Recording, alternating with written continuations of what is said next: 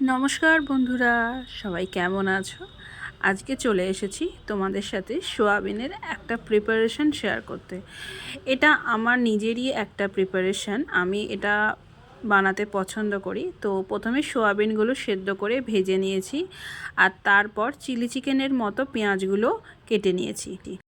নিয়ে তাতে আদা রসুনের পেস্ট আর রেগুলারের যে সমস্ত মশলা থাকে, হলুদ গুঁড়ো, লঙ্কা গুঁড়ো, জিরে গুঁড়ো, ধনে গুঁড়ো, সমস্ত কিছু আমি দিয়েছি। দিয়ে একটু নরম হওয়ার জন্য রেখে দিয়েছি কড়ার মধ্যে।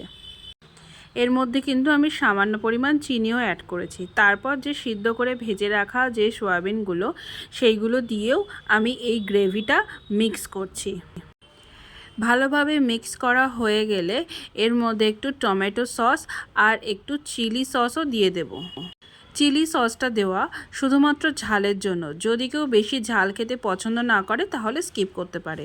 আর কালারের জন্য দিয়ে দেব একটু সয়া সস। যেহেতু হলুদ দেওয়া আছে তাই হলদে হলদে কালার এসেছে। যদি কেউ এটাতে হলুদ না দেয় তাহলে একটু কালচে কালার আসবে।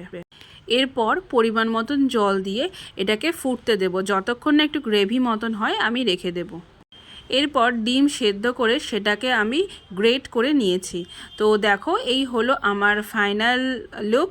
তো দেখতে কেমন হয়েছে জানি না, তবে খেতে কিন্তু খুব ভালো হয়েছিল। টাটা।